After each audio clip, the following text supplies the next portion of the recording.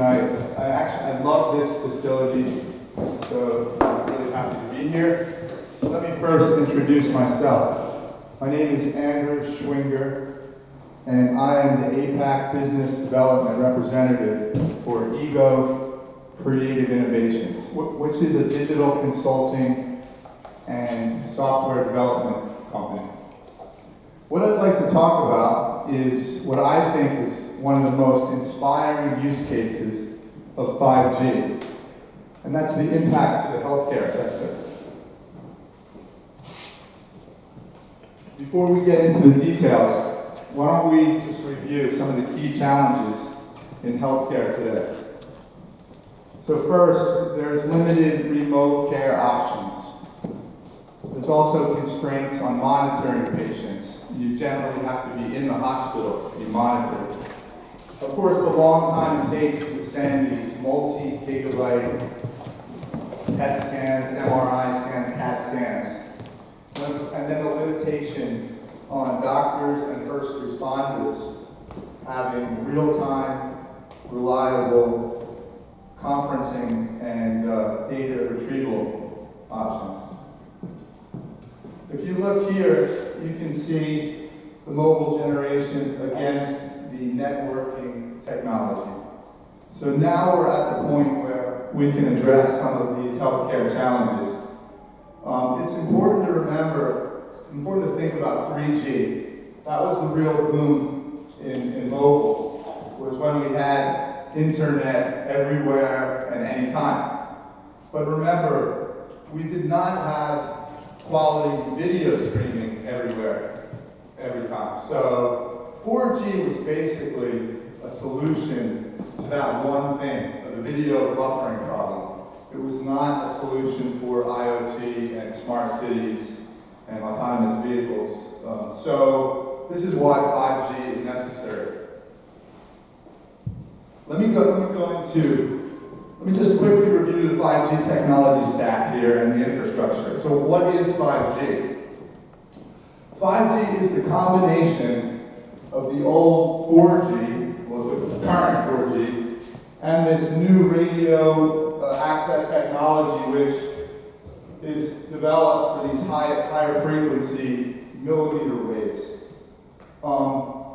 So part of the spectrum will be reserved for mission critical use. Part of it will be like entertainment.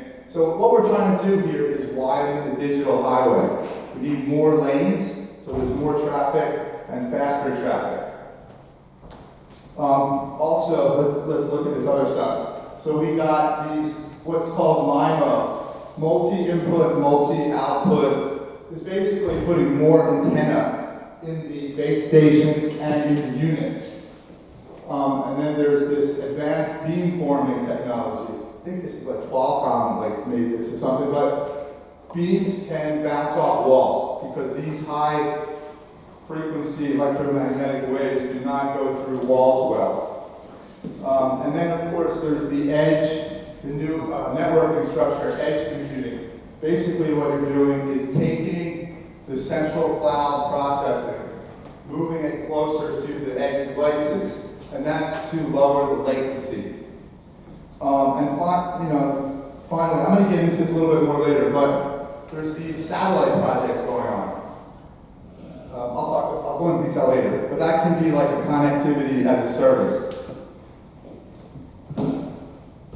Now, there's a lot of hype, everyone's talking about 5G, but when I talk to people, some people are buying phones already, but you can't really use it. You can't really get 5G speeds of 100 times faster than 4G because the infrastructure takes many years to completely roll out to get to that point.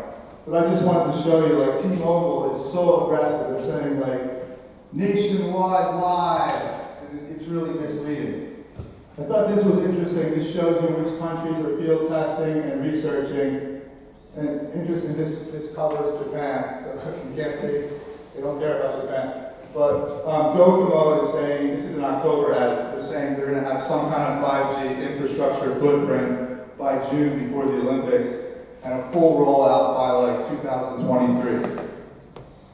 And here I'm just showing you some examples where hospitals are starting to move. This is Rush Hospital in the US, this is Samsung Medical Center. This hospital in China, Zhengzhou Hospital, has 7,000 beds. Might be one of the biggest hospitals in the world. This is interesting. This was over a year ago. In Wakayama, a place that has mountains and a lot of trees, it's difficult to get to the doctor or the hospital in an emergency. So Wakayama tested 5G for remote medical examinations. They partnered with Docomo and NEC. Now let's talk about where we're going. What's the real opportunity here? Firstly, we want to take telehealth and take it to the next level. So what does that mean? What is telehealth? Telehealth is getting treated remotely. You should be able, by this point, to walk into any small clinic, as long as they're connected by 5G and they have some basic equipment, and get any medical examination you want. And you would assume that they would be able to remotely connect to a doctor, a specialist in another region, another city, and then you could get whatever you want. Ultrasounds, for example. You don't have to go to the main hospital. You can do it at the clinic. Additionally, we can imagine the doctors. There'll be software opportunities here. Doctors will need a kind of dashboard. They will be able to monitor a lot of things that they didn't used to be, and they will have multitasking ability. So you can imagine a doctor has a big screen. They probably look like a Goldman Sachs trader. They got the screens everywhere, and one screen is monitoring a wearable, one screen is receiving data files, one screen is a teleconference. There'll be a lot more voice activation, and there'll be generally just improved connectivity. Doctors and staff in the operation room need to be able to get data quickly and conference with other specialists. Also, better connectivity with the emergency first responders out in the field. Okay, now, when we go 5 years out, we are thinking that in most urban areas globally, 5G will be rolled out. So you can actually get the ultra reliable, low latency communication.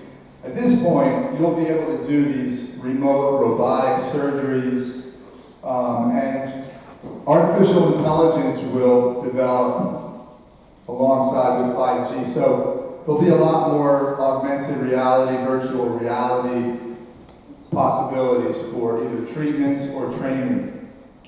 There'll be these there'll be a lot of wearables that are connected, and some will be able to release medicines, like a wearable insulin dispenser that will be connected. Okay, here we are. Now, when we go more than 10 years out, we're thinking that basically robotics, drones, nanobots, and artificial intelligence will take us to the place where there's less human interaction in medical care. For example, you can picture a scene. Let's pretend there's a natural disaster. If there's an earthquake, flood, you can imagine a HAPS mobile unit would fly over. There'd be an army of drones that would come behind it with cameras. They would be wirelessly connected to the data centers, the distributed data centers with the edge computing. They would be able to land, take pictures and video of the victims, and with artificial intelligence, they could assess the injuries. For example, they would analyze the limp, the gait, the posture of the person, even the 43 muscles of the human face. So at this time, it will be very advanced facial recognition. So instead of like someone saying, hey, how much pain are you in from a scale of 1 to 10? And you're like, 8, 9. This will be more accurate. They will know your emotional state and the degree of pain, which is pretty interesting. Also, there probably will be wireless connections to 3D printers. A 3D printing device might be on the drone itself, or it might be separate. But you can imagine they could print crutches, and other first aid tools. They could even print what do you call that? Time-released pills for painkillers and stuff. Maybe 3D printers will print organs on the spot. You know, who knows? Maybe not in 10 years. Okay, let's talk about some of the risks. Let's ask the question, who here thinks that billions, if not trillions, of connected devices emitting electromagnetic waves 24 hours a day, do you think that poses any kind of health risk? Who thinks it's a health risk? Anyone? Okay, about half. So, you know, you have to, as a scientist, always will separate clearly theory and empirical evidence. So, just like in theory, one day, a long time ago, maybe smoking was not bad for you. So, in theory, there's a lot of talk that it's a health hazard. We do know that these are called ionizing electromagnetic waves. It means from ultraviolet, X-rays, gamma rays. We know that poses health risks. But you know, I do not see anywhere, even the World Health Organization, where there is actual empirical, conclusive evidence that in the dosages and durations that we would be exposed to in normal life, it would be a health hazard. I mean, if you were like a guy who repairs radio towers, you know, that's a little different, but in normal life, it's probably, you can't say for sure it's a health hazard. But on the flip side, you can't say for sure that it's safe either, because there's no empirical evidence that it's safe. So some hospitals will say, I want to be conservative. What's an alternative? And here's an alternative example. Wi-Fi is light fidelity. So it's basically like fiberless fiber optics. The LED light emits, you know, flashes, switches on and off to emit a binary code that will attach to a dongle and a router. This company here, Ellipse Smart Solutions, is an example of someone that makes that. Okay, what are the other risks and challenges? There's costs. So there's the radio towers. You can either retrofit a utility pole, put the equipment on, or you can build a microcell base station from scratch. There's also a fiber cable component, which is expensive, and then there's the spectrum fees. So if you add all that up, it could be hundreds of billions of dollars for many countries. So how do you monetize that? Well, it's kind of like the same way software as a service and platform as a service. You can imagine edge infrastructure as a service. Most industries will benefit from having that low latency. I mean, anything from like, say you have a translation program. You want it to be low latency because otherwise you don't have time to answer the person. I can imagine even like a golf club that would have like sensors in the golf clubs and it would tell you like real time how your swing is. I mean, you can imagine anything. And also the government will monetize it because it's obviously, we don't have time to get into that, but it's an area of perceived security, risks. Cybersecurity is huge. So the fact that we have billions and billions of connected devices, and we have the software-driven, the virtualization part, there are many vulnerabilities, many more vulnerabilities and hacking opportunities. At the same time, hackers keep getting smarter and more sophisticated. So you can imagine that this is going to be more and more important going forward. Let's go into the regulation. So in the regulation space, there's a lot of things to look at. I don't really have time to go into them, but personal data protection is probably the most important, which overlaps with the cybersecurity. Over the last few years especially, people are very sensitive about personal information, especially personal medical records, and there's HIPAA compliance in the US, so telehealth equipment must be HIPAA compliant.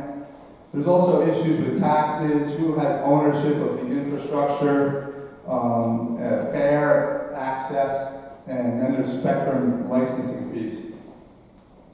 If we look at insurance, it's interesting. Cybersecurity risk insurance might become continued trend to become bigger and bigger, and that might be the important insurance for a hospital. Because you can imagine that traditional insurance, the models might change, because now we have DNA analysis plus AI predictive modeling. So more and more people will get preemptive procedures. So that will save healthcare costs in the long run. Also, there's autonomous vehicles, robotic process automation, and drones. You would think there'd be less road injuries, less work injuries. And on aggregate, healthcare costs should come way down. So those models might change. And finally, we'll talk a little bit about the satellites really quick. So these atmospheric satellites, like SoftBank's HAPS Mobile, and Google has this Loon project, they fly 20K, about double an airplane in the stratosphere, and they could provide this high-speed access on demand. So it could be like a disaster recovery thing, or it could be like a rural area wants to lease connectivity. I'm going to leave you with this last thought. So it's kind of generally agreed that advances in communication result in boosting productivity and economic upturns, but we didn't really see that with 3G and 4G.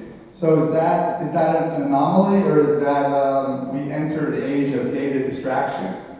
So this is a quote from a scientist and author, Rebecca Costa. If 1,000 years of history is proven right, 5G networks will usher in an economic boom like no other. On the other hand, if, as some have suggested, we've crossed the threshold where more faster data no longer translates to an economic upside, the impact in terms of revenue, jobs, etc., may be minimal. Thank you very much.